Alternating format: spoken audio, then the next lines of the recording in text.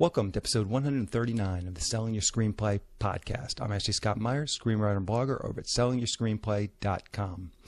Today I'm interviewing Chad Scheifele. He recently wrote and directed the feature film Natural Selection. It's a film which he originally produced as a short film, and then he used that momentum to get this produced as a feature film. So we talked through that entire process, so stay tuned for that. If you find this episode valuable, please help me out by giving me a review in iTunes or leaving a comment on YouTube or retweeting the podcast on Twitter or liking us on Facebook. These social media shares really do help spread word about the podcast, so they're very much appreciated. Any websites or links that I mention in the podcast can be found on my blog in the show notes. I also publish a transcript with every episode in case you'd rather read the show or look at something later on. You can find all the podcast show notes at www.sellingyourscreenplay.com/podcast, and then just look for episode number 139. If you want my free guide, How to Sell a Screenplay in 5 Weeks, you can pick that up by going to sellingyourscreenplay.com/guide. It's completely free. You just put in your email address and I'll send you a new lesson once per week for 5 weeks, along with a bunch of bonus lessons.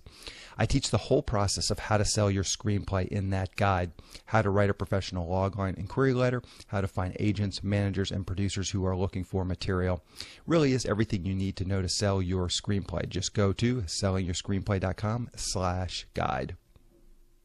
Just a couple of quick notes about what I'm working on. I've been talking about my feature film, The Pinch, for the last couple of months. As mentioned, we shot it in July. Now it's in post-production. I did finally get to see the first few minutes, at least a rough cut of the first 5 or 6 minutes of the film last week. The editor is now busy actually cutting the film. It was a lot of sort of assistant editor work that he's been working on since we were finished shooting 3 weeks ago, just syncing the sound, making proxy files. We shot in this 4K raw footage, so the file sizes are huge. So he creates low resolution versions of all the takes, all the footage that we did. So that's what he can actually edit on, and it doesn't drag down his computer. So there's just a lot of time in getting all that sort of assistant editor work done, and that's kind of where is at now. He's kind of got that done, so now hopefully he's going to really start cutting, and we're going to start seeing this thing come together.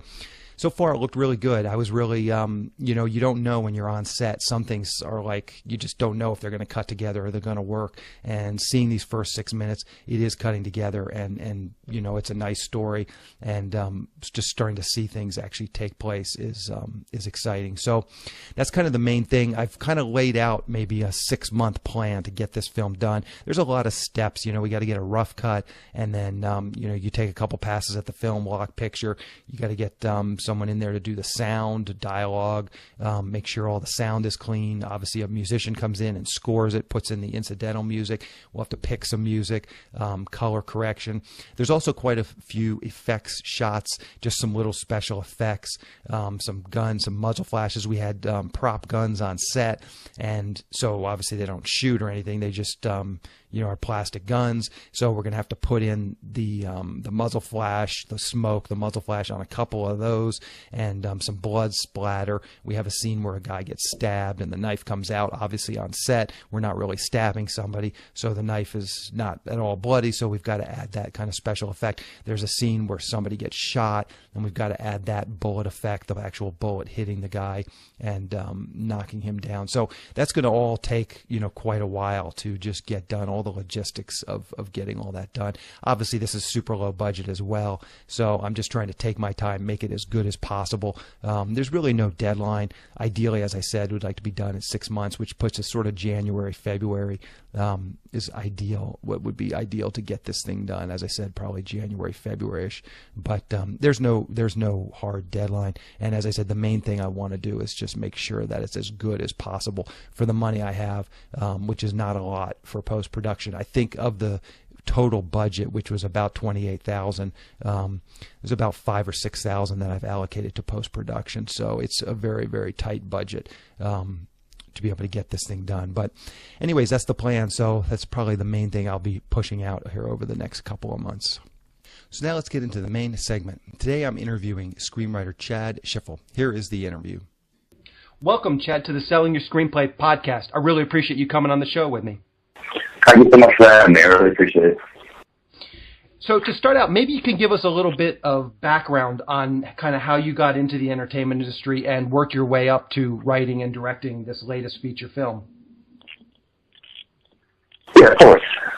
So, I mean, I always was interested in putting together videos and whatnot and telling narrative stories, whether they're awful or, decent or whatever. I think everyone that's a filmmaker can relate to the idea of having their parents' camera and making movies, and I did that. But I didn't really know exactly what I wanted to do with it until high school when I took video production classes. That really sparked my interest into maybe pursuing this as a career. And then I attended film school at the University of Arts in Philadelphia. And then basically from there, I wanted to do film. And that's where I made my short film, Natural Selection, which my feature started out as a short, which I made at UArts. And then from there, I wanted to just keep moving forward. And so I turned it into a feature, and here I am right now with a feature film ready to be released next week. So I'll show up kind of my background with, moving up into wanting to make film. Perfect. So let's dig into some of that, and specifically we can talk about Natural Selection. So maybe to start out, you can give us a quick pitch or log line of Natural Selection. Yeah, so Natural Selection is a story of triumph and absolution, and it really focuses on teenage adolescents and how they deal with adversity in and out of school. And the main angle I wanted to approach was being able to dig deep within yourself to overcome that adversity, and also it's on how the influence of love and compassion and support from other people help eradicate destructive damage of hate and negative influences. So I kind of wanted to make a film pretty much based off of that, of learning to find the strength within yourself to overcome adversity, and then put it into a story following teenagers making that transition from teenage life to adulthood. So where did this idea come from? Obviously, there's kind of a very topical, at least seed of an idea in terms of just the school shooting and violence at schools. But where did this idea come from, and why were you interested in it? I was interested in why people did certain things, or what made people tick, or what could cause people to do certain things, and there is no one answer to this, so I'm not claiming to know answers to the issue, but I think it really goes in and focuses on, a certain angle that we can look at that can affect people. So I was interested in the aspect of, like, the why aspect and the psychological aspect of what could possibly make people do certain things or think a certain way that they did. So it started with that idea, and then I turned it into a show which kind of used that idea and incorporated it between these two people, because I also wanted to really focus on how somebody can take advantage of somebody's vulnerable mental qualities and kind of manipulate in a certain way. So it started out like that, and then it kind of just turned into this elaborate story between the two and how they feed off each other. And they're coming from two polar opposite aspects mentally or psychologically. It is a touchy subject matter, but I think the film focuses more on the relationships between these characters and what's going on internally, as opposed to what most films that are based off of the subject matter focus on, which is like the breaking point and then the aftermath of it. I believe this film kind of focuses more on the precursor part, leading up what could possibly be a catastrophic event, and really just focusing on the relationships and the internal struggles that these characters are dealing with. So that's kind of how the whole thing fell together and where the story was inspired by. So you just said you did the short film originally as a project in film school. Is that correct? Yeah, it was my senior thesis film. So the film that I had to put together for my final project to graduate from college. So that was my main project. Okay, so let's talk through that process. What did you do with that short film that got you to the point where you could turn it into a feature film? What was just sort of your marketing efforts and your networking efforts? Once you had that film, the short film done, what steps did you take to turn it into a feature film? Well, the great thing about having a short, which I think most filmmakers can relate to, is it's more than a proof of concept. It's actually, something you can present to somebody to look at and say, listen, when you're pitching your feature or whatever, you can use it as material to show people. So if you already have a credential, which is extremely important. So, film festival routes are great. So try to get it into, as many festivals as you possibly can, because you want to put yourself in a position to be able to cross paths with other filmmaker producers or just whoever else is in the business that could, hear your project or help you out. So I took the short film, I threw it out some festivals, and it did fairly well. Actually did really well, actually. It actually screened at a section of the South by Southwest Film Festival in 2013, and then I went overseas to a couple places, and I attended as many film festivals as I could, and it's a great network platform, and networking is crucial. So take the short, film festivals, network, get the buzz in people's ear, make them excited about, this upcoming feature film and whatnot, and kind of starting from there and establishing connections and start building a team to really push the feature film when you get the script ready, when it's ready to go. So it's kind of like what I did when it was in the short film form, and then moving forward to writing into a feature.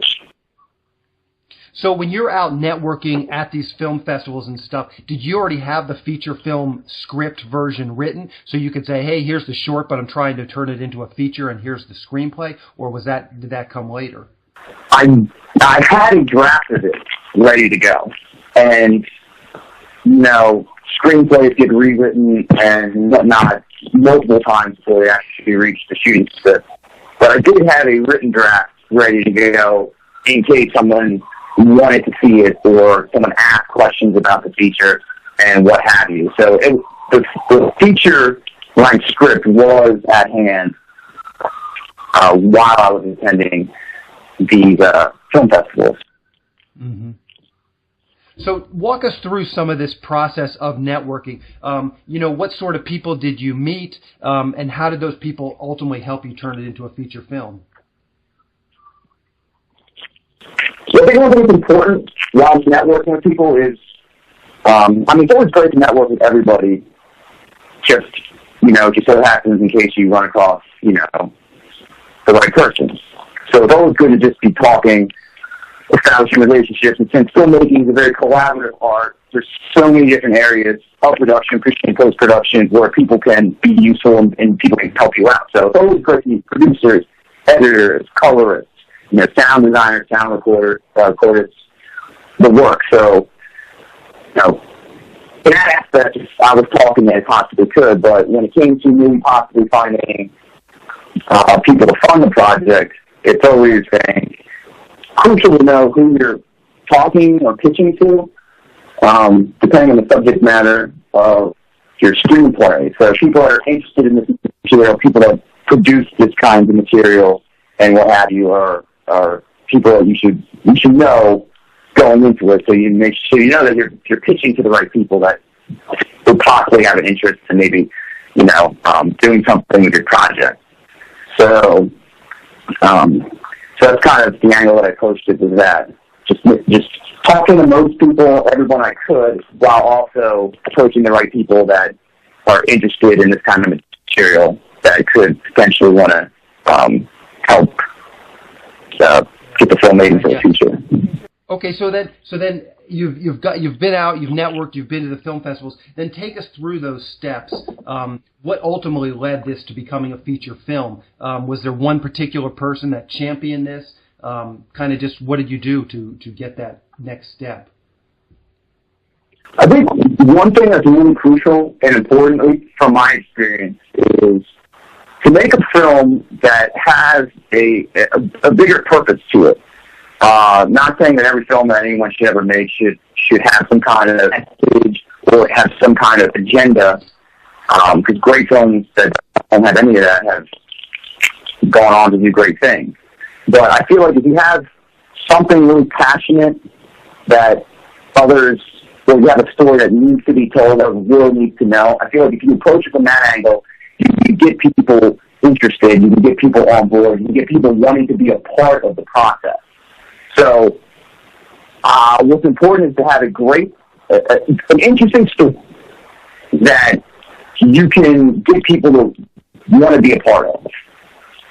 And then once you have that, you can use that as your leverage to really get people, to feel the energy that you're feeling, to feel the power you're feeling, to move it forward. And then on top of that, also be have a very well put together production kit, also to partner with the play. So lookbooks, or have a package together that shows, photographs and descriptions of the mood and tone of the film, to really structure and build a visual image for anyone that's curious in the project, so they can see how you see it. So I feel like getting people to feel passionate about the project too is a huge momentum boost when it comes to people wanting to dive and potentially finance it.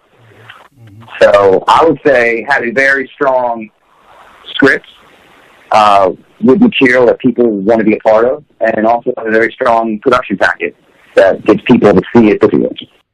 Yeah. So what was the tipping point specifically for this? Not just like in terms of sort of general advice, but I'm just always curious to hear like the actual tipping point where this thing went from, okay, we have a script and a production team and a lookbook and a production kit, to actually getting the money. Where was that tipping point where someone actually ponied up the money to finance it? Right. The tipping point to me was, like I said, finding the right people that believe in what you're doing also. So another great thing about, or important thing in approaching people for money or to get projects funded is, make sure you're approaching the right people when it comes to people that support the arts, people that like to support causes, people that like to feel like they're helping somebody out or helping a cause, or the people that are more likely to feel your passion in the back of your project and to get it made. So I was fortunate to find those people that believed in what I was doing, that believed in the message of the film, that believed in the vision of the film, and that's pretty much what was the tipping point. And then also relationships that I've established prior to my production, because I did work on a film a few years beforehand where I met a lot of great industry, and we're able to visit a lot of people from that production that really helped me kind of get myself out into the mix and the film up off the ground. So, and so these people you're talking about that were you sort of believed in what this film was about, those were people that you typically would meet at film festivals? They were people that you were just cold calling? What was that just process actually like? Some are from film festivals or connections that through people through film festivals. And then also just, you can also meet people that are just completely outside of the business, that just like before, people that like to support the arts, or like to support causes, people that are into charity and charity work and whatnot. I pitched to a lot of people like that also to, sell the message of the movie, or to sell that this film was important and the world needed to see it. And people are really responsive to that. So, I would say, people through film festival connections, and also people who are outside of the industry that just believe in supporting a cause or supporting a film. And a lot of people are excited about filmmaking. So some people might just help you out with that fact. Like, I'm a part of a movie. That's really cool. People like that. Yeah. So what's next for you? Do you already have another project that you're starting to talk about? Yeah, I'm sitting on a bunch of material. Ever since I wrapped up the film, it's been constantly. And the thing about the business is that, there's all different kinds of material that people like.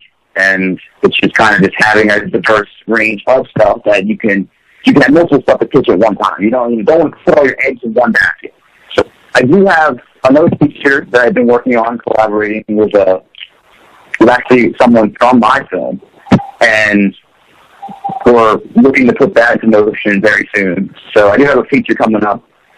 Like I said, I am working on other material that I kind of have been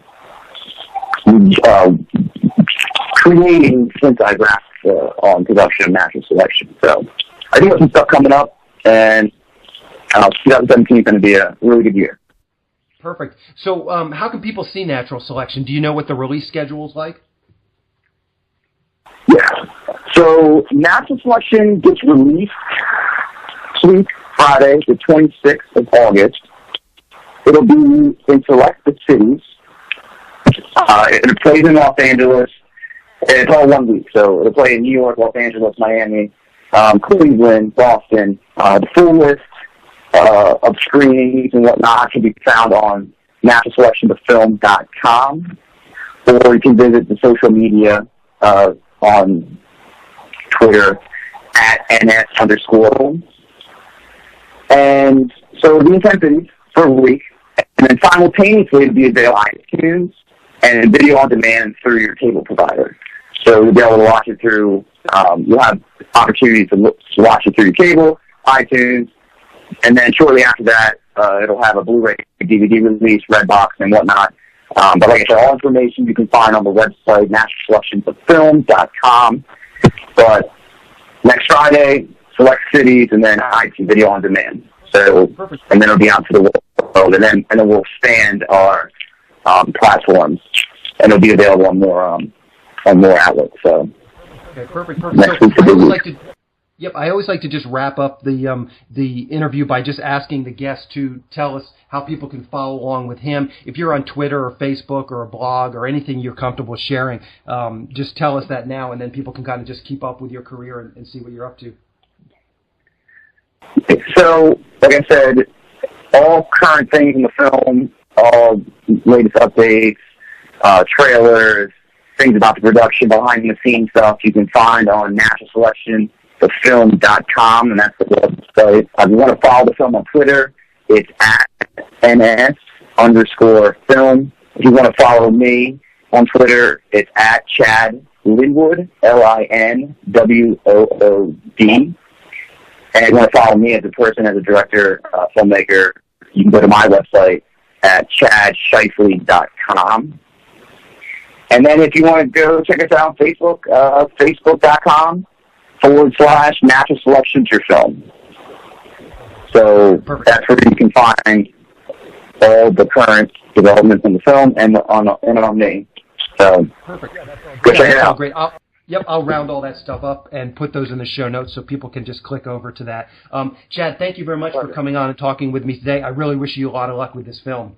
Absolutely. Thank you so much for taking the time to have me on. A quick congratulations to Justin Sloan over at the Creative Writing Career Podcast. He recently used the SYS email and fax blast service and ended up optioning his screenplay as a result. He came on the SYS podcast to talk about his career as a creative writer. It's episode number 131 of the Selling Your Screenplay podcast, if you'd like to listen to that.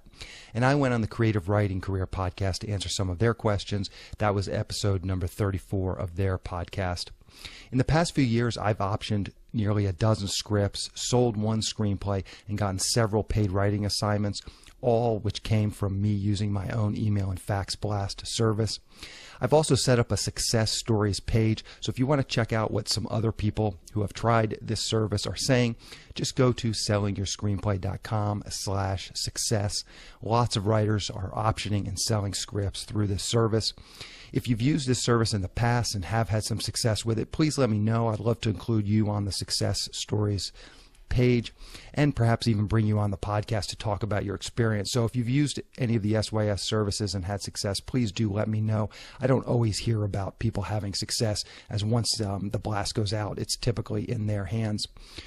So here's how the blast service works. First, you join SYS Select. Then you post your logline and query letter in the SYS Select forum. You will then get your logline inquiry letter reviewed in the forum, and we will help you make it as good as it can possibly be. Then you purchase the blast, and we will send it out for you. The emails are sent as if they're coming from your email address, so all replies go directly back to you. You can exclude companies if there are some specific companies you don't want to send to. To learn more about this service, check out www.sellingyourscreenplayselect.com. Again, that's sellingyourscreenplayselect.com. On the next episode of the podcast, I'm going to be interviewing Dan Benamor, who was on the show before in episode number 103. He recently wrote an action film called Initiation. It was recently completed and is now going out for distribution. So we're going to talk through how that film came together, just all the ins and outs about writing the film, producing the film, and seeing it all the way through now to distribution. So keep an eye out for that episode next week. To wrap things up, I just want to touch on a few things from today's interview with Chad. Once again, if you listen to this podcast regularly, you will hear me saying similar things at the end of a lot of the episodes. Short films are a great way to kick off your career, just as Chad explained. I think Chad is a great model to look at. Produce a short film, and then as you're out promoting your short film, you can have your feature film ready to go. Anyone who likes your short film is going to be quite likely to read your feature film script. And again, the main thing is just putting stuff out into the world and showing people what you can do. Good things can happen to you if you're pushing stuff out into the world and letting people see it, but nothing is going to happen to you if you're just sitting in your room by yourself writing a bunch of scripts that very few people will ever see. The nice thing about a short film as well, in this day and age, it's easy for people to watch them. If you have a well-done, completed short film, this can be a powerful tool to use when pitching people on your latest project. I talked about the SYS email and fax blast service a moment ago. Well, it's easy to include a link to your short film in these sorts of blast pitches. And no, everyone is not going to watch the short film, but in many cases they will, especially if it's just for a 4 or 5 minute short film. You can talk about it in your email and fax blast and then have a link. Certainly if it's an email, it's just as easy as just clicking a link. It will open up and then people can watch it. And again, if people watch the short film and they like it, it's quite likely that they will request that feature film script. And one of the things, just on the other end, I'm on the receiving end of a lot of short films. I get a lot of screenwriters emailing me. They have links to their short films. And in almost every case, I'll just click on the link and take a look at the short film. You know, if it catches my interest in the first minute or two, I'll watch the whole thing. If it's only, 4 or 5 minutes, most of the time I'll watch it. So again, short films are a great way to just write something, produce something, see how it turns out, enter it into film festivals, put it in your pitches. It can just be a real powerful tool to actually getting you out there and getting some of your feature films, using that synergy to bring eyeballs to your feature film scripts. And it just makes you a little bit more of a serious screenwriter than just some guy living somewhere that has a bunch of screenplays. If you actually have something produced, even a short, even a low budget short, it really will put you ahead of a lot of the competition. Anyway, that's the show. Thank you for listening.